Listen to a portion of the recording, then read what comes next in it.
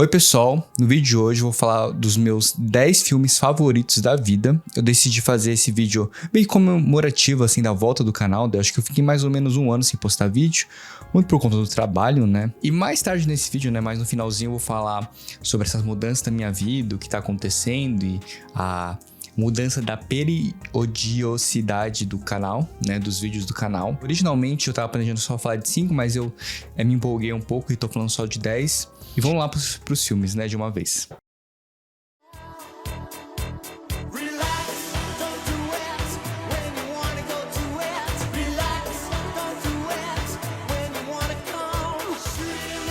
Why were you following Gloria Revelle? That's not what happened. He was throwing out a net, sizing me up. That's what he wanted. No!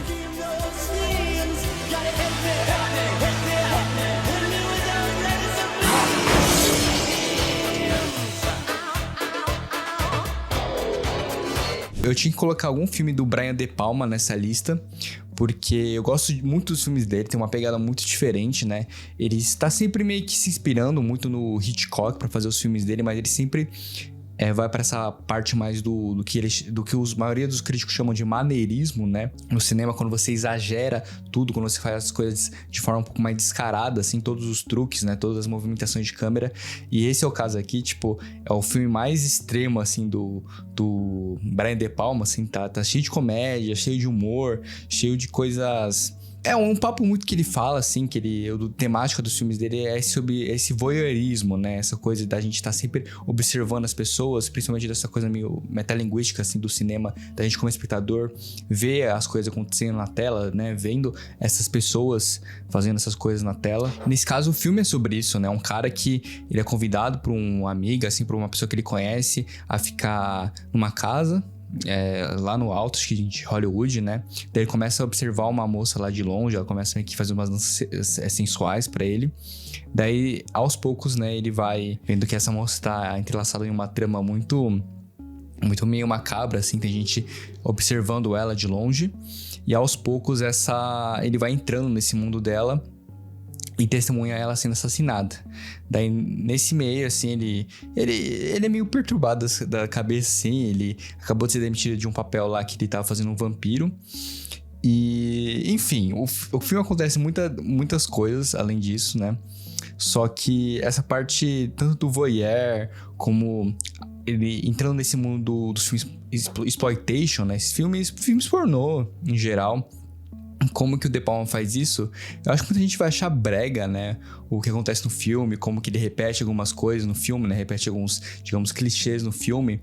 E também é meio que uma homenagem, assim, da junção de Janela Indiscreta e Vértigo do Hitchcock, mas ele faz isso, tipo, de uma forma muito, muito inesperada, assim, que você, acho que no meio do filme vai pensar, nossa, acho que ele tá usando meio que da minha cara, meio que da cara do espectador. Eu gosto muito desse filme. Eu tinha que colocar algum filme do De Palma. Eu também gosto do Fantasma do Paraíso, gosto do Obsessão, mas talvez esse seja o meu preferido, assim. Um dia eu também vou fazer um vídeo sobre o De Palma. Number 4 would be Troy Hark's martial arts extravaganza The Blade, which is a remake of Shang-Chi's The One-Armed Swordsman. E no lugar tem o The Blade do Tsui Hark. Tsui Hark é um diretor de Hong Kong muito importante, assim, pro cinema de ação em geral. Ele fez aquele filme Double Team com o Van Damme e um outro chamado Knock Off. São dois filmes muito bons. Além de ele ter feito aquele filme Era Uma Vez na China, com o Jet Li. Ele faz outros filmes de artes marciais e ele foi meio que responsável por reinventar essa parte desse gênero que chamam de wuxia, que é meio que uma mistura de aventura, com mitologia, com ação, artes marciais, lá da China, né, principalmente da China, mas ele que reinventou. E acho que esse filme, ele demonstra muito dessa reinvenção, né, porque tem essa jornada clássica dos dois heróis, e principalmente de um herói buscando redenção após ter uma fatalidade trágica com ele, né, ele acaba perdendo a mão. E é meio que um arco, assim, dele treinar até chegar meio que numa parte meio de vingança, assim, pelo que aconteceu com os antepassados dele. Ele é um órfão, assim, que fica treinando. O Tarantino também gosta bastante desse filme. Não é o é do vampiro, né? Do Del Toro, da Marvel, assim, não é desse herói. Desses personagens aí que eu tô falando. Do Tsui Hark meio que mistura essa coisa meio um pouco de comédia também. Mas que ação é um outro nível, assim, um outro nível de ação. Aquela coisa que você imagina quando você é criança e tá lutando de espadinha com qualquer coisa, com aqueles macarrões de piscina, assim, que você fica lutando, assim. Imagina isso num filme mais cheio de sangue, cheio de coisas extravagantes, assim, cheio desses cortes rápidos, mas que tudo se movimenta de uma forma muito orgânica, assim, que às vezes até parece um balé. Enfim, é muito bom. Se você não tem qualquer noção, assim, de cinema de Hong Kong, principalmente acho que é o público mais novo, né? Acho que vale a pena muito procurar esse filme e entender um pouco, assim, como funciona a diferença de ação, sei lá, se você pegar um Falcão, o filme do Capitão América, né, desse ano, que lançou esse ano, um filme desse é, tipo, diferença gritante. E além disso, também é um negócio que eu fiquei pensando muito, que o Tsui Hark faria muito bem um filme do Mortal Kombat, né? Infelizmente isso nunca vai acontecer, porque hoje ele tá fazendo os filmes só na China, né? Tá na zona de conforto dele lá, provavelmente ele tá rico. Mas seria, sei lá, pensar assim, um filme com um diretor dos seus sonhos hoje. Eu acho que eu pensaria em um filme do Tsui Hark de Mortal Kombat. Eu acho que ele faria um negócio surreal, assim.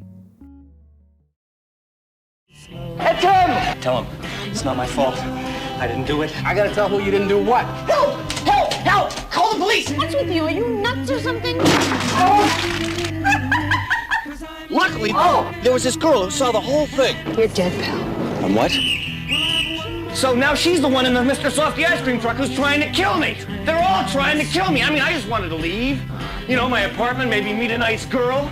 And now I've got to die for it, you know? What do you want from me? What have I done?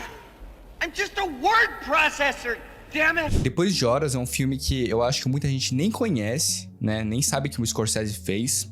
Nem sabe que é um filme do Scorsese, mas eu acho que é o melhor dele, assim. Eu gosto muito, muito, muito desse filme. Ele tem um tom muito, muito específico, assim, muito peculiar. Uma história interessante sobre o filme é que originalmente era para o Tim Burton, no começo de carreira, assim, quando ele estava fazendo os curtas dele, os filmes iniciais dele, era pro Tim Burton ter dirigido, mas durante a pausa, né, a treta lá com A Última Tentação de Cristo do Scorsese, que teve paralelização, assim, nas gravações, chamaram ele gostou do roteiro, e o Tim Burton meio que falou, é o Scorsese que quer, então vou deixar ele fazer o filme. O filme foi feito meio às pressas também, eles improvisaram um monte de coisa, né? Tem uma cena que o cara meio que tá correndo assim, e tem a sensação que ele tá correndo durante as ruas, assim, de Nova York, mas na verdade ele tá dando rodas, assim, e o cara, tipo, fixou a câmera, só ficou rodando ela, assim, então... É legal do cinema que muitas vezes até os profissionais têm que improvisar muitas soluções assim na hora, né? Como no caso do Michael Ballhaus, que é o diretor de fotografia desse filme. Além da trilha sonora do Howard Shore, é muito boa, assim, é um tom meio... Não sei, parece que a música vai dar umas picadas, assim, né? Tanto uma vibe um pouco neon, como... É uma vibe muito, muito específica, assim, do filme. Não sei se eu vou conseguir colocar no vídeo, né? Por causa de direitos autorais. Enfim, é uma história de um cara que ele é tipo um revisor, assim, de programação, ele mexe meio que com o computador, assim, mas ele só fica auxiliando as pessoas que estão aprendendo, né, na área, principalmente a abertura do filme é sobre isso. Daí ele sai uma noite, assim, pra ler, pra tomar um café, encontra uma menina, essa menina dá o celular dela, na verdade dá o celular de uma menina que tava fazendo...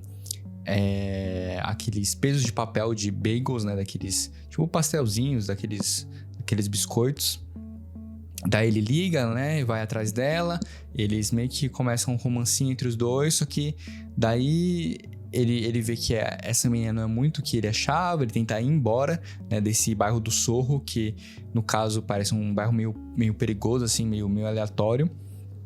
E digamos que ele arruma muitas confusões nesse bairro e ele não consegue sair, vira um labirinto meio kafkaniano. É um filme bem inesperado, assim, que a cada ponto você não sabe o que vai acontecer, as coisas começam a ficar cada vez mais absurdas, mas eu gosto muito, muito, muito das atuações, principalmente do Griffin Dunne, que é o cara... Ele fez, eu acho que o O Lobisomem Americano em Londres, acho que é o nome do filme. Eu não lembro, faz tempo que eu assisti. Mas ele é muito bom nesse filme e nesse do Depois de Horas. Gosto muito da atuação dele aqui. E também das outras personagens secundárias femininas, eu acho.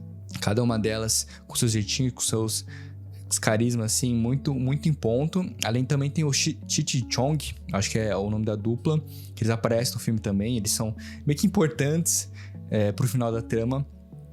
E é uma pegada muito, muito diferente, assim. Cada lugarzinho tem sua estética, assim. Tem coisa tanto punk, tem aquele tipo trailer, né? Que é um negócio de refeição, que é tipo... Não é uma padaria, né? Essa estética americana de ter os restaurantes desse jeito. Pra você que tanto gosta dos filmes do Scorsese, como filmes... Mas talvez sejam mais leves, assim, com algumas surpresas, algumas pitadas, algumas coisas do próprio Scorsese, né? É um filme de muitas surpresas e que vai descadeando uma coisa muito, talvez, mais profunda do que você achava também que seria dos temas, principalmente sobre depressão, suicídio, solidão, assim, do homem moderno. Tanto é que esse filme é feito em 1980, mas você vê que reflete muito... Daria facilmente pra fazer uma versão em São Paulo, sei lá, na Sé, no centro, que acho que seria um remake muito, muito interessante também. 日本映画の傑作キュア僕出てます。これ怖いです。なんか人間のこの心理をついたこのゾワゾワする怖さでも全編この変なノイズが聞こえる感じは本当に怖い。この人間がこうストレスがない状態がいかに怪物になっていくかという怖い話です。これもおすすめです。O Kiyoshi Kurosawa é um dos diretores mais importantes hoje e mais constantes também. Se eu não me engano, ano passado ele lançou 3 filmes, né? Tá lançando agora no Brasil o Cloud, mas lá no Japão ele lançou ano passado. E os filmes dele são muito constantes, assim, no sentido tanto de qualidade ou quantidade que ele lança por ano. Ele faz os filmes falando muito sobre a humanidade, né? O que significa ser humano, ou como que isso reflete na sociedade japonesa, por exemplo. Então, mas ele usa bastante do terror e o horror pra falar sobre isso, né? Os filmes dele tem uma vibe muito de fantasma, assim, mas não com muitos sustos, aqueles tipo de fantasmas mais pra a leitura mais oriental, de seres que pertencem aos lugares, né? Que após a morte não podem sair meio dos lugares, que assombram os lugares. Eu acho que tem essa vibe. E no Cure, é uma vibe muito interessante que parece muito essa coisa do detetive, né? Tentando solucionar um caso, que aos poucos vai se levando pelo caso, vai se assombrando, vai se perdendo no caso. É uma vibe tanto do Silêncio dos Inocentes como Seven, mas na vibe do Kurosawa, do Kiyoshi Kurosawa, né? Ele tem o mesmo nome do que o Akira, mas ele tem nada a ver um com o outro. É um filme muito mais denso, assim, eu acho até um pouco mais complexo, que fala sobre essas coisas que meio que o serial killer fica falando, assim, sobre mesmer, né? Mesmerismo ou hipnotismo, dele tentar tirar alguma coisa das pessoas, coisas que elas realmente querem fazer, no caso, assassinar umas às outras, assassinar as pessoas que estão do lado delas, mas não tem coragem de fazer isso. E ele é um cara meio que ele tem amnésia, mas ao mesmo tempo ele sabe o que tá fazendo, então é mais assustador ainda, um adolescente meio maluco, assim. Esse é um filme que talvez vai te deixar meio reflexivo, até meio mal, alguns dias, mas eu acho que é muito superior até a esses thrillers americanos. Então acho que é muito valioso, assim, você ver esse filme e ver qual é a vibe do Kurosawa. Se você gostar desse filme, tem outros tão bons quanto esse, como o Seance, o Pulse, Retribution. São muito bons, assim. É um diretor que não é muito falado, assim, pela grande cinefilia, né? A cinefilia mais popular aqui, mas que eu gosto muito. Luz vermelha. Qual é o seu jogo, pistoleiro mascarado? Aí tá. Não tem jogo nenhum. O que você quer da vida? Da vida eu não quero nada. Antigamente eu queria ser grande. Grande pra quê? Grande, sei lá pra quê. Queria ser famoso, ser o bacana por bem ou por mal. Mas hoje eu sei que eu sou um coitado. Não sou nada. Já é simples? Falta 15. Claro que eu vou me destruir. A gente não pode fazer nada, a gente avacalha. Avacalha e se esculhamba. Talvez seja o filme mais maluco e mais diferentão de toda essa lista. O Rogério Sganzerlo, o diretor desse filme, ele fez ele com 22 anos, então dá pra até traçar um paralelo com Orson Welles, que eu acho que fez com 25, 24, o Cidadão Kane. E é engraçado que você vê que hoje tem vários filmes de serial killer, né, nos streamings principalmente, mas nenhum se equipara como esse, né. Tem muita influência da novela vague, né, da novela vague francesa, meio dessa disrupção de você ficar fazendo esses planos bem... como eles falam, né, o jump cut, né, você picota o meio entre os planos, mas mesmo isso é um fragmento meio que de ideias, né? E foi um dos filmes que a gente exibiu também no Cine Clube que tinha na USC, né? Tem até hoje, mas que a gente exibiu e as pessoas realmente ficaram meio abaladas assim com o filme, porque o filme é meio estranho. Fala sobre esse bandido da luz vermelha, mas ao mesmo tempo fala sobre muitas questões políticas no Brasil. Ele zomba um pouco disso, né? Sobre tanto fazer essas críticas, mas os personagens são muito caricatos, assim, são muito tanto simplórios, mas que eles estão meio que gritando, assim, pra plateia, né? Os atores estão meio que gritando pra plateia o que eles estão falando, as reflexões dele. É um filme meio... Não é que é feito às coxas, né? Mas é muito... O improviso vem muito de uma coisa muito, muito teatral, no sentido de... que você tá performando algo e toda essa esfera do personagem você tá tendo demonstrar pro público das melhores maneiras. E não necessariamente por diálogo, pela conversa, pela ação com o outro, mas por tudo que você tem ao alcance. Então acho que é um filme que deve ter até no YouTube, né? Da maioria dos filmes brasileiros tem no YouTube e tem na internet. De você perceber como que o Sganzerla demonstra essas ideias que ele tá tendo sobre o Brasil, sobre esse caso do Bandido da Luz Vermelha, que ele até acha estranho. Ele sempre fica perguntando, tipo, por que não pegaram ainda? Por que ele tá sendo impune? Ele faz um monte de desgraça e ninguém faz nada, né? Os policiais não conseguem encontrar ele. A parte política também tem um próprio político, né? Um desembargador lá que tá se candidatando, que ele fica zoando, assim, com a população, ele fica fazendo piadinha, esse tipo de coisa. É um filme muito louco, assim, pra você assistir e perceber a potencialidade que a gente tem de fazer essas críticas políticas de uma forma bem humorada, de uma forma diferente do audiovisual brasileiro, né? Que eu acho que se perdeu dos anos, cara, que tá muito num lado muito... Zorra Total hoje em dia, mas que eu acho que o humor é um ótimo caminho assim, para atrair público e também, nesse caso, fazer reflexões sobre a sociedade moderna, principalmente nesse núcleo do Boca do Lixo, né, que era da Rua do Triunfo. E é um filme diferente, mas também acho muito, muito valioso.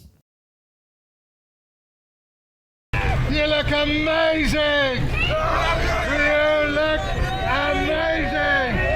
Mad Max é o único filme do século XXI dessa lista, e eu pensei com muita relutância, né, que tem outros filmes que eu gosto também, mas acho que é o que mais destaca pra mim, e foi o único que eu vi, acho que dessa lista no cinema, né, pela primeira vez, pelo menos. Eu achei naquelas cadeiras 4D, né, aquelas cadeiras que se mexem, acho que combinou muito com o filme, né.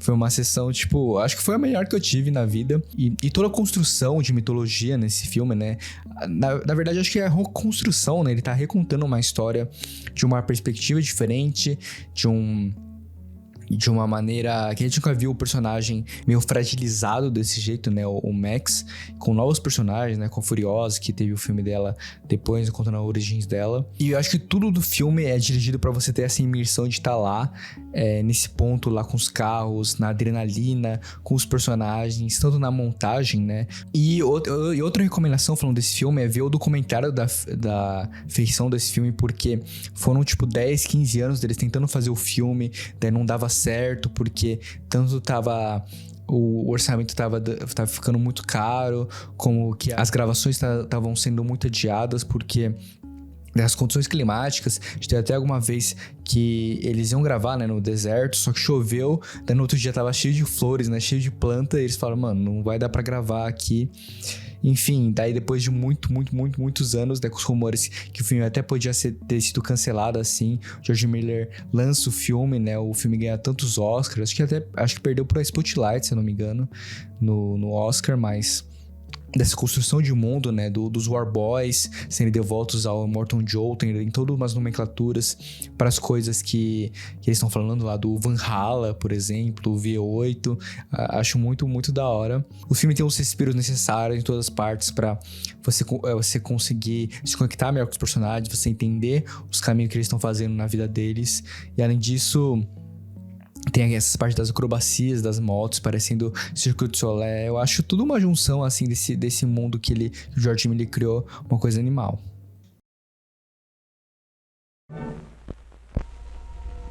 Paris. On a quiet street, in an old building, a dead woman's vacant apartment is waiting. Waiting for the tenant. Roman Polanski is the tenant. In Chinatown, he exposed the dark side of corruption. In Repulsion, he explored a warped mind. In Rosemary's Baby, he examined the occult. Now, the tenant, something altogether new, altogether chilling. No one does it to you like Roman Polanski. Mesmo sendo cancelado, né, porque ele é um cara que fez muita coisa ruim na vida dele. Roman Polanski é um dos meus diretores de cinema favoritos, né? Independente das coisas que ele fez na vida pessoal dele. E esse é o terceiro filme da trilogia do Apartamento, que começa com Repulsa ao Sexo, que se passa em Londres. Depois o Bebê de Rosemary, que eu acho que é em Nova York, se eu não me engano. E esse é o terceiro filme, né, que ele fez meio que dessa temática. Filmes que se passam majoritariamente em apartamentos, né? E eu acho que, ó, dessa lista, o melhor filme que usa dessa direção de arte, da ambientação, dos acessórios dos personagens e dos acessórios na casa, né, no apartamento que o personagem vive, para contribuir, para você entender a psicologia desse personagem, para você entender essas emoções do personagem se transformando durante a trama. E é aquele filme estilo meio slow burn, né? Igual o Cure, por exemplo, que a gente lentamente é imerso nesse complô, nessa conspiração que é da própria mente da personagem. No Bebê de Rosemary, é mais de você perceber, se a pessoa... Será que as coisas são verdades ou não? Mas aqui é mais de você perceber, tipo, que o cara é meio louco e que as coisas que ele tá sofrendo, assim, internamente, tudo isso de alguma forma tá se manifestando externamente pra ele, né, nesse mundo que ele tá vivendo. Então, pra quem quer estudar essa parte de cenografia pra filme, acho que deveria ver esse filme o mais rápido possível. E que o próprio Roman Polanski, né, protagoniza esse filme. Ele faz um cara chamado Trelkowski, que é um polonês que vai pra Paris. Ele é um cidadão parisiense, mas todo mundo vê ele com maus olhos, né? Ele aluga esse apartamento, só que o apartamento, a inquilina passada, ela se suicidou, se tacou da janela por algum motivo. Depois ele vai visitar ela, vê que ela tá toda machucada, assim. Encontra uma menina, sai com essa menina, daí depois começa a acontecer umas coisas nesse apartamento. Ele acaba ficando cada vez mais perturbado, assim, com os vizinhos cada vez começam meio que fazer um motim contra ele, ou pelo menos é isso que ele acha. Mas tem muitas loucuras, assim. Eu acho que dá pra perceber que eu gosto de filmes meio loucos, assim, que misturam essas ideias, até coisas de meio que de múmia. E até fala bastante sobre essa xenofobia e tanto essa parte da vigilância, assim, que o personagem presume que ele tem.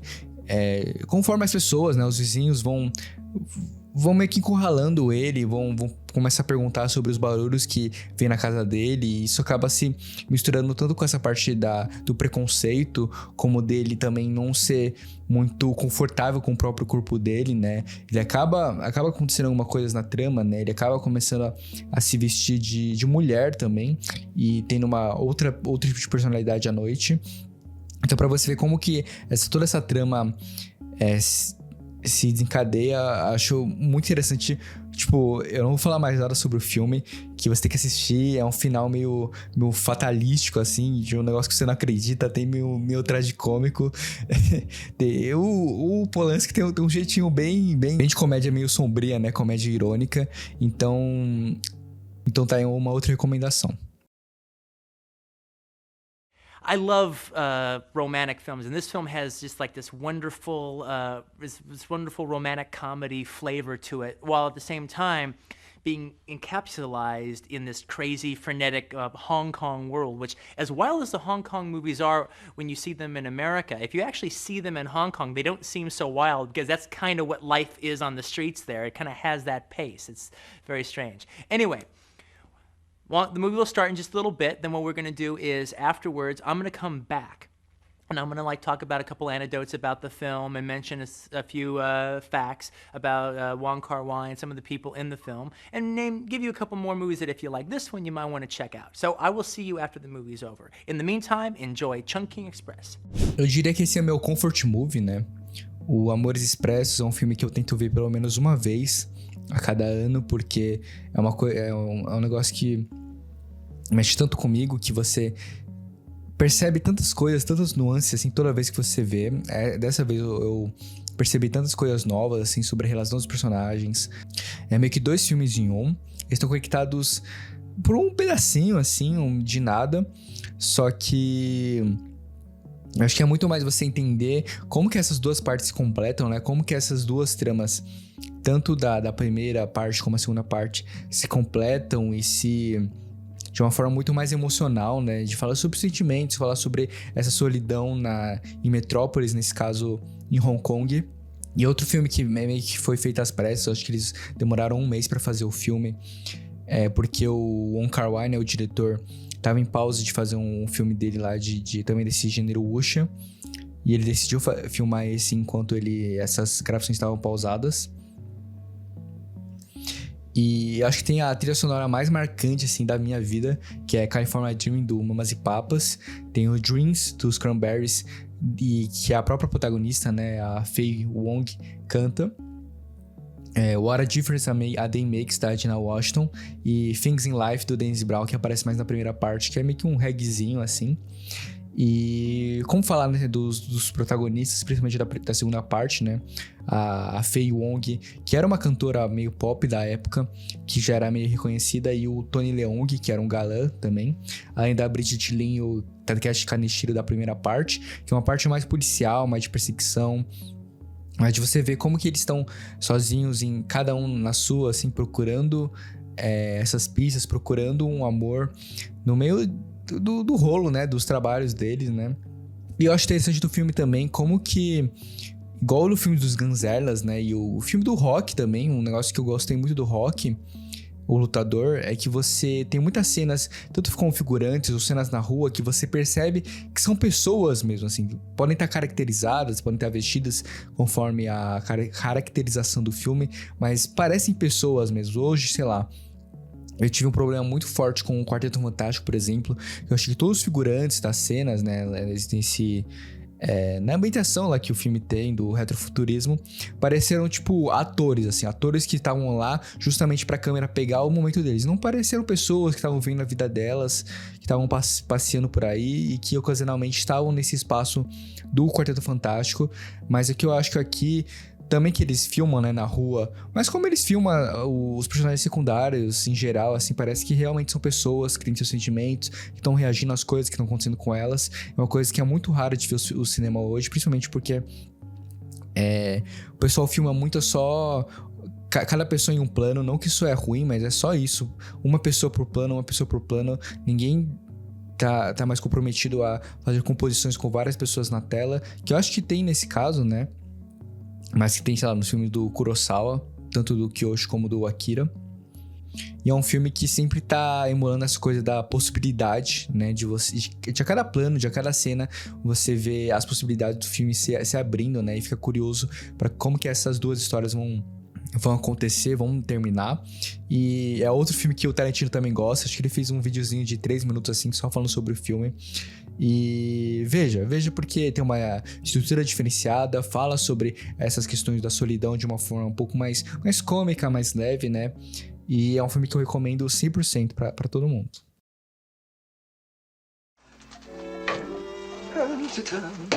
Where did you see me serve the meatballs?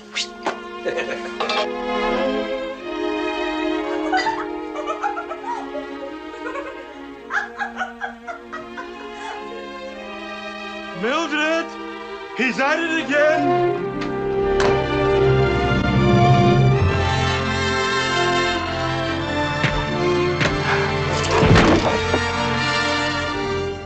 O filme é dirigido pelo Billy Wilder, que é um dos diretores mais importantes do cinema. Ele é roteirista, diretor, ele fez clássicos como Sunset Boulevard, que aqui no Brasil ficou Crepúsculo dos Deuses, Quanto Mais Quente Melhor, Pacto de Sangue, Companheiro Não Tem Bandeira, entre outros filmes, assim, que tem meio que a mesma vibe, assim, um pouquinho de comédia, assim, mas também sempre levando o drama e essa parte da escrita, né, do texto muito forte. E é um filme também que, justamente essa parte do roteiro, que não dá ponto sem nó. Todos os objetos, todas as coisas citadas, assim, uma hora ou outra elas vão ser reutilizadas. E esses plot points, o ponto, né, é que eles são muito bem utilizados justamente porque eles são escondidos na trama, né? Você vai acompanhando a história e não percebe que eles vão ser tão importantes o quanto eles são pro filme em geral, assim. Ele consegue esconder isso de uma forma brilhantemente. E é um filme também muito bonito, né? Eles têm muitos planos que enquadram, igual que eu falei no filme anterior, enquadram muitos personagens no mesmo plano e que a gente vê todo o corpo deles, né? Que isso é essencial pra comédia, pra gente entender como os personagens se comportam em geral, né? Eu acho que... E desde o começo a gente vê essa linha sendo traçada do personagem, né? Ele querendo assim da vida de ser só um proletário lá que faz as tarefas dele diariamente pra subir na vida, pra virar um chefão. E como que ele cada vez vai cedendo a humanidade dele por conta disso, né? Vai cedendo pra outros superiores só bajularem ele pro chefe. E como que isso vai mudando, né? Tendo variações durante a trama, como isso vai envolvendo também os sentimentos dele, o que ele sente pelas pessoas, e como isso é preservado até o final do filme, né? Essa esperança total que ele tem. E eu fiz um vídeo também sobre ele, então eu recomendo você também assistir esse vídeo no canal. Falando um pouquinho sobre a estrutura do filme, né, em geral, algumas outras considerações que eu acho importante falar desse filme tão bem feito.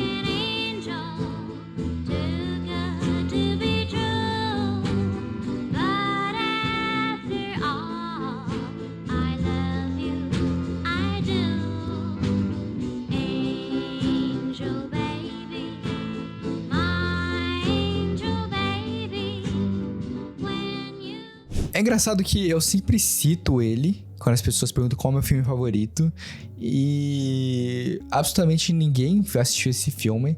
Ele até é conhecido geralmente pela cinefilia aqui no Brasil, mas que eu não vi... Eu vi poucos vídeos assim de pessoas no Brasil fazendo ou falando, né, sobre o filme.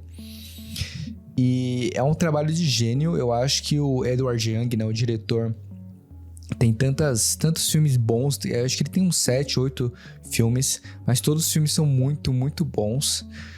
E azar que não tem muitas mostras dele, né? Os filmes dele não tem muitos filmes dele sendo exibidos aqui em São Paulo, principalmente, né? Que principalmente Metrópole, que aparece esse tipo de filme em cinemas alternativos, né? Não mostram muitos filmes dele.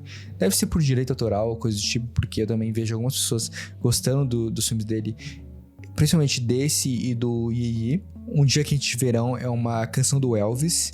E aqui você começa a reconhecer que, mesmo sendo um filme de Taiwan, essa grande influência americana você vê na trilha sonora do filme, nas músicas que os personagens cantam, dançam, ouvem as influências dele. Tudo tá sendo puxada por esses astros Estados Unidos. O Gregory Peck é citado no filme também. Guerra e Paz, do Toy Story, tudo bem que não é ocidental, mas também é citado durante o filme. E é um trabalho sublime, assim. Eu realmente não acredito muito que existe filme perfeito, mas se tiver um filme que é pra citar o mais perto da perfeição, eu falaria esse, Um Dia Quente de Verão. Porque é uma história que eu me relaciono muito, né? Não muito por conta da história, mas como que essas questões um pouco da adolescência, do crescimento, às vezes dessa sensação de não pertencimento. Tudo bem que no contexto do filme é bem diferente, mas ele é muito bem utilizado no filme, né? Nessa coisa de você tentar se encaixar em outros grupos, você tentar algumas coisas que acabam não funcionando da vida. E que aqui, esse meio que ele tá... Desse jovem que ele tá entre umas gangues, entre uns casos, conhece uma garota, começa a gostar dessa garota, começa a acompanhar ela, mas em meio disso tá acontecendo muita coisa na família dele, coisas que falam sobre muita política, né? Das pessoas que foram banidas da China para Taiwan e mesmo assim continuaram sendo perseguidas, né, pelo governo. E como que isso acaba influenciando, né, a família dele, a família acaba tendo sempre esse sonho de tentar melhorar a vida. Eu acho que eles têm 4 ou 5 filhos, tentar o melhor pros filhos também. Mas como isso aos poucos, pelas pequenas coisinhas assim que vão acontecendo na vida deles, como isso vai agravando a situação deles em geral, e como que esse menino acaba sendo meio que o bode expiatório de tudo, não porque a culpa toda cai nele, mas como todo esse peso, tanto que acontece com ele e com essa garota, como que tá acontecendo com os amigos dele, com essas gangues, todo o contexto político, toda a trama. São 4 horas, eu sei que parece muito grande, né, o filme, 4 horas, mas eu tenho certeza que você não vai desgrudar da tela, porque realmente você vê esses causos, assim, acontecendo nesses bairros, nessa situação que esse menino tá se tratando. Não é um filme, tipo... Ele é um menino pobre, assim, mas ele não é Ele não é uma vítima em meio a tudo isso. Você vê aos poucos ele ganhando autonomia, ganhando o reconhecimento de si próprio, mas ao mesmo tempo se perdendo nas próprias ações. Ele é interpretado pelo um ator chamado Shang Chen. Esse personagem que faz o Shao Sir. Ele fez alguns filmes do Wong Kar-wai, mas recentemente você pode ver ele como o Dr. Yue, que é aquele doutor do Duna, né? Do primeiro Duna do Villeneuve, que eu tenho certeza que o Villeneuve escalou ele por conta desse filme, né? Porque ele deve gostar desse filme. E eu não tenho muito o que falar, acho que um dia também eu vou fazer um vídeo específico sobre esse filme, né? Que eu gosto tanto, Um Dia Quente de Verão. E é uma experiência como se nunca vai ter antes, né? Eu te prometo isso, que é um negócio de 4 horas que...